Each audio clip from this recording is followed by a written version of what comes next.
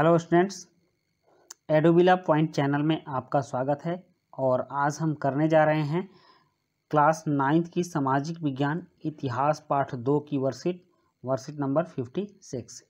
तो चलिए शुरू करते हैं आज की वर्कशीट। तो आज की वर्कशीट में हमें मानचित्र कार्य करने हैं। जैसा कि आप जानते हैं कि एसएसटी में अगर आप मानचित्र कार्य करते हैं तो इससे विषय की समझ आपको अच्छी आ जाती है, इसलिए मानचित्र का एक स्पेशल सेशन चलाया जा रहा है। और मानचित्र से जो चीज़ आप पढ़ेंगे वो आपके दिमाग पर जो छवि बनेगी वो बहुत जल्दी समाप्त नहीं होती है, वो लंबे समय तक बनी रहती है। इसलिए किसी भी चीज़ को जानने के लिए अगर उसका मैप अवेलेबल हो तो आप उसको ज़रूर पढ़ें, कोई डायग्राम देखें, मैप देखें। और मैप सीरीज को आप अलग से एक जगह व्यवस्थित करके रखें, या तो कोई आप फाइल बना लें मैप की, या फिर आप कोई कॉपी बना लें। और जितनी भी मैप्स आते हैं आप उनको चैप्टर वाइज एक जगह रखें और उस मैप वर्क को ज़रूर करें। तो इस आज के मैप वर्क में हमें यूरोप में समाजवाद एवं रूसी क्रांति पर आधारित कुछ जगहों को जानना है। तो चलिए देखते हैं कि वे कौन कौन सी जगहें हैं और विश्व के मैप में हमें उन्हें क्या करना है। यहाँ कहा जा रहा है कि विश्व के राजनीतिक रेखा मानचित्र पर निम्न देशों को पहचानकर उनके नाम लिखिए। तो आप क्या एक राजनीतिक मैप ले लीजिएगा, पॉलिटिकल मैप होता है वर्ल्ड का, और उस पर इन सभी जगहों को दर्शाइएगा कि ये कहाँ कहाँ हैं।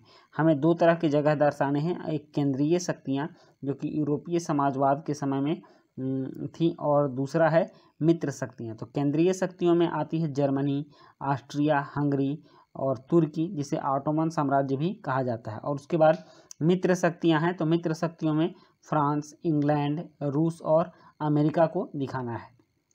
यहाँ केंद्रीय शक्ति में 3 देशों का जिक्र किया गया है और मित्र शक्तियों में 4 देशों का जिक्र किया गया। तो इस तरह से कुल 7 देश को आपको विश्व के पॉलिटिकल मैप पर, राजनीतिक रेखा मानचित्र पर दिखाना है। तो चलिए अब हम मानचित्र कार्य शुरू करते हैं।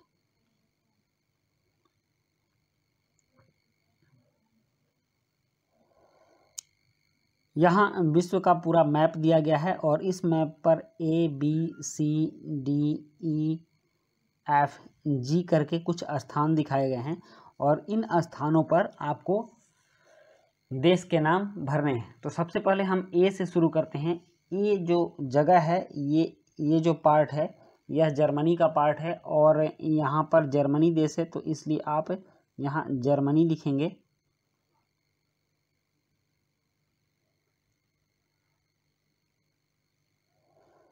इसको मैं ज़रा साफ कर देता हूँ।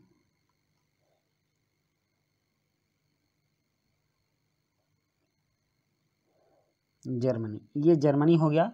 और बी जो आप देख रहे हैं, बी ऑस्ट्रिया और हंगरी के पास है, ये दोनों आसपास हैं, तो इसलिए ये हो गया ऑस्ट्रिया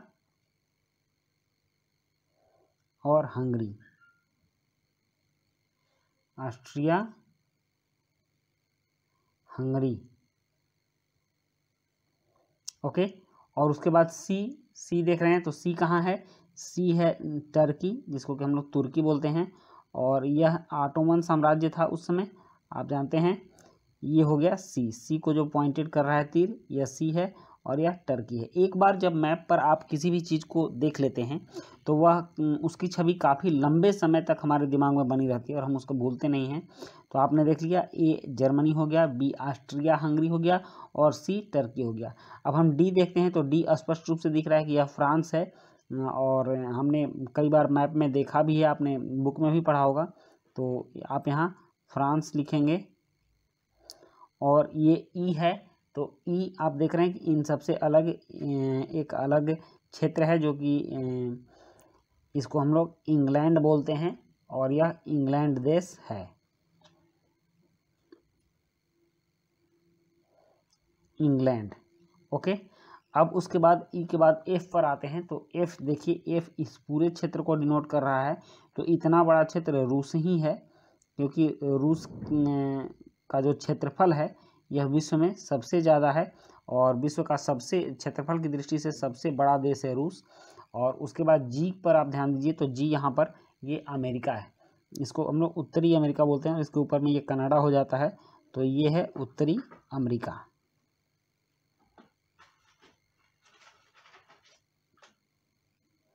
अमेरिका, ये जी हो गया। तो आपने इसे स्पष्ट देख लिया कि ए हो गया जर्मनी, बी ऑस्ट्रिया हो गया, सी टर्की हो गया और डी में फ्रांस हो गया, ई इंग्लैंड हो गया, एफ रूस हो गया और जी अमेरिका हो गया।